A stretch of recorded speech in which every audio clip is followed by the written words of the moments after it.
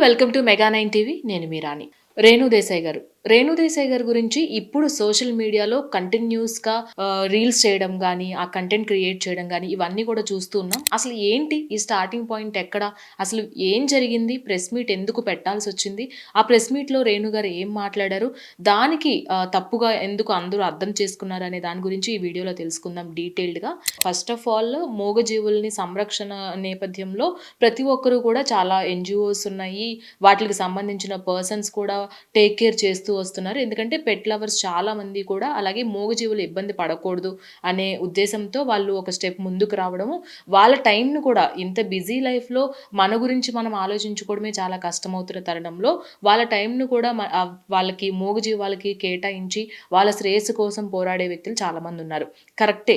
మూగజీవుల కోసం ఎందుకు ఇంత హడావిడి చేస్తున్నారు అని అనొచ్చు మీరు. కాకపోతే అక్కడ అసలు ఏం మాట్లాడారు? కోర్ట్ ఏం ఆర్డర్ ఇచ్చింది? ఆర్డర్ ఇచ్చిన తర్వాత దాన్ని ఎలా కన్వే చేశారు?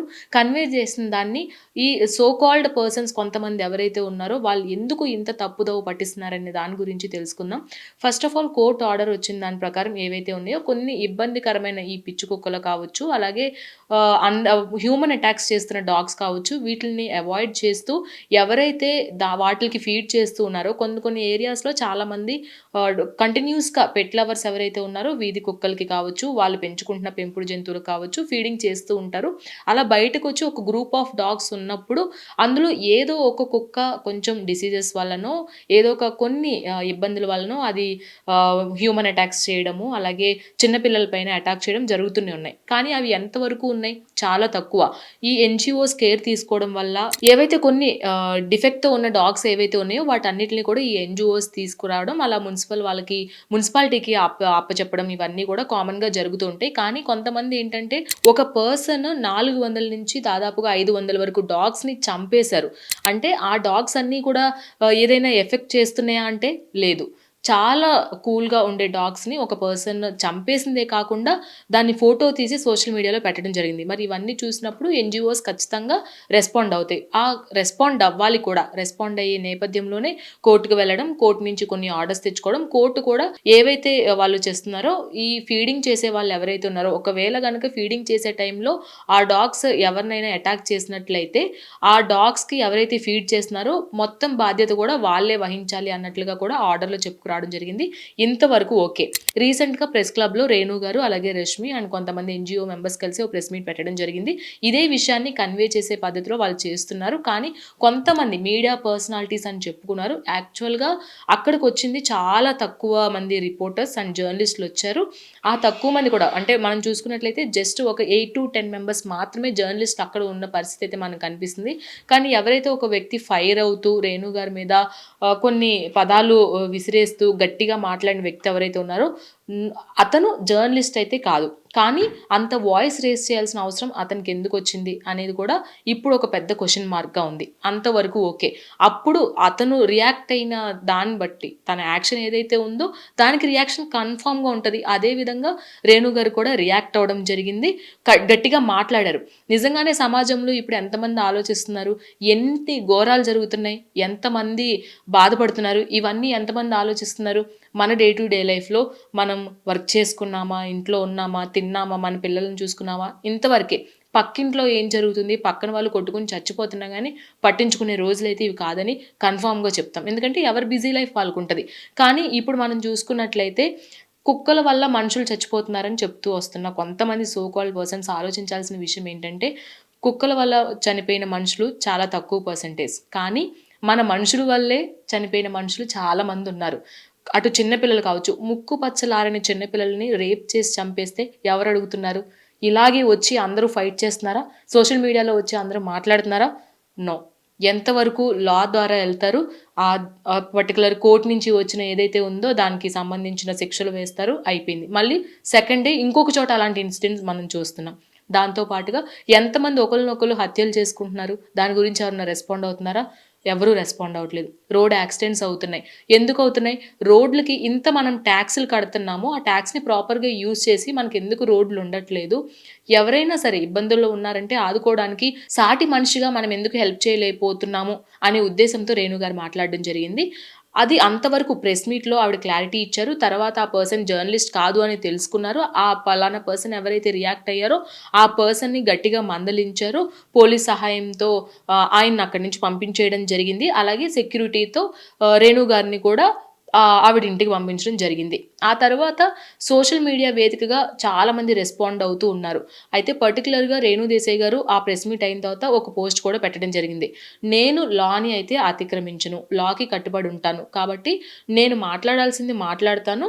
లాకి ఇవ్వాల్సిన రెస్పెక్ట్ నేను ఇస్తాను అంటూ కూడా ఒక పోస్ట్ పెట్టడం జరిగింది.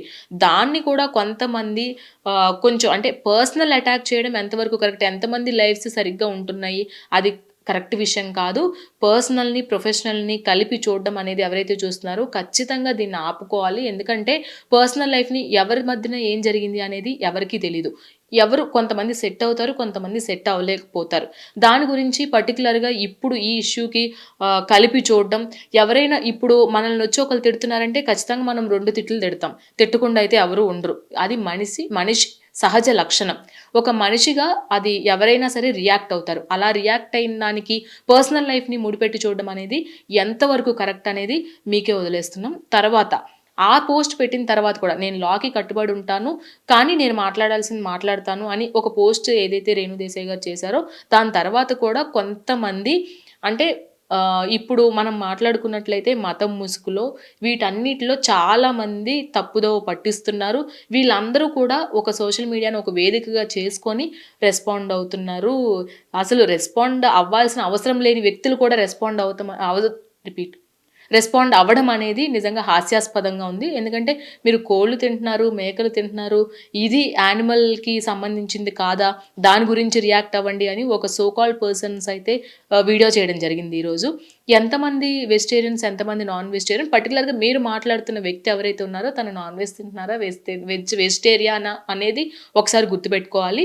అండ్ దానికి కూడా రేణు దేశాయ్ గారు ఈరోజు ఒక పోస్ట్ పెట్టడం జరిగింది. అసలు ఎందుకు ఇంత రియాక్ట్ అవుతున్నారు?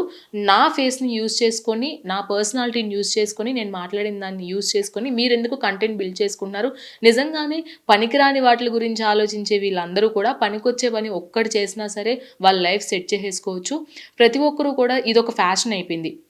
ఎవరెప్పుడు మాట్లాడతారా? దాన్ని బేస్ చేసుకొని మనం ఎప్పుడు కంటెంట్ బిల్డ్ చేసుకున్నామా అనే ఉద్దేశంలో ఇప్పుడు ప్రతి ఒక్కరు కూడా ఈ సోషల్ మీడియా వేదికగా చేసుకొని ఇలాంటి తప్పుదోవ పట్టించే వీడియోలు చేయడం జరుగుతుంది. కాబట్టి ప్రతి ఒక్కరు కూడా ఒక్కసారి గుర్తెచ్చుకోవాలి. ప్రతి ఒక్కరు కూడా ఓ మనస్సాక్షి అనేది ఉంటది. సో, దాంతో ఒకసారి ఆలోచించండి. ఇష్యూ ఏం జరిగింది? అసలు ఎందుకు ఇంత ఇబ్బంది పెడుతున్నారు ఒక మనిషిని, అది కూడా ఒక మహిళని? నిజంగానే ఒక సెలబ్రిటీ అనేవాడు లేకపోతే మనకు కంటెంట్ ఉంటుందా? ఒక సెలబ్రిటీ స్టేటస్ అది ఏదైనా అవ్వచ్చు. అటు హీరో కావచ్చు, హీరోయిన్ కావచ్చు, క్యారెక్టర్ ఆర్టిస్టులు కావచ్చు, సో కాల్డ్ పొలిటీషియన్స్ కావచ్చు. వీళ్ళందరూ కూడా ఎవరి గురించైనా మనం మాట్లాడుతున్నామంటే వాళ్ళు ఉండబట్టే మనం మాట్లాడుతున్నాం. సో, కాబట్టి ఇంత కంటెంట్ బిల్డ్ చేసుకోవడానికి మనకి ఏదైనా మనం కంటెంట్ బిల్డ్ చేసుకోవచ్చు. ఒక మంచి విషయాన్ని చెప్పండి. 10 మందికి ఉపయోగపడే విషయాన్ని చెప్పండి. కానీ ఒక వ్యక్తిని ఇంత డీగ్రేడ్ చేస్తూ తన మెంటల్‌గా తనని స్టెబిలిటీ పోయే విధంగా డీగ్రేడ్ చేస్తూ నోటికొచ్చేసింది మాట్లాడటం అనేది కరెక్టే కాదు. కాబట్టి ఎవరైనా సరే ఇప్పటి వరకు ఓకే. తెలుసుకోండి. అసలు ఒక 30-40 నిమిషాలు ప్రెస్ మీట్ పెట్టారు. అటు రష్మి కూడా మాట్లాడింది. ఇటు రేణు గారు కూడా మాట్లాడారు. సో, ఇద్దరు ఏం మాట్లాడారు? రష్మి కూడా గట్టిగానే మాట్లాడింది. మరి రష్మి అంటే ఒకళ్ళని పాయింట్ ఔట్ చేస్తున్నారు. ఎందుకు చేయట్లేదని నేను అనట్లేదు. కాకపోతే ఒక విషయం గురించి మాట్లాడేటప్పుడు ఎస్పెషల్లీ ఒక మహిళ గురించి మాట్లాడేటప్పుడు పర్సనల్ అటాక్ అనేది ఎంత మాత్రం కరెక్ట్ కాదు. కాబట్టి కంటెంట్ బిల్డ్ చేసుకోండి. కానీ అది సరైన పద్ధతిలో బిల్డ్ చేసుకోండి. అండ్ మోగజీవాలకి మీకు వీలైతే హెల్ప్ చేయండి. మీకు నచ్చకపోతే వదిలేసేయండి. కానీ అటాక్ మాత్రం చేయకండి. సో, ఆ సేవ్ చేసే పద్ధతిలో వెళ్తున్న ఎన్‌జీఓస్‌కి కావాలంటే హెల్ప్‌ఫుల్‌గా ఉండండి. మీకు వీలైతే హెల్ప్ చేయండి. లేదంటే కామ్‌గా ఉండండి. కానీ చేసే వాళ్ళ గురించి ఇలా తప్పుగా మాట్లాడొద్దు. తప్పుగా కంటెంట్ క్రియేట్ చేయొద్దు అనేది మా మెగా 9 టీవీ నుంచి ఒక చిన్న విజ్ఞప్తి. ఈ వీడియో మీకు నచ్చిందని అనుకుంటున్నాను. ఇలాంటి మరిన్ని వీడియోస్ కోసం కీప్ వాచింగ్ మెగా 9 టీవీ.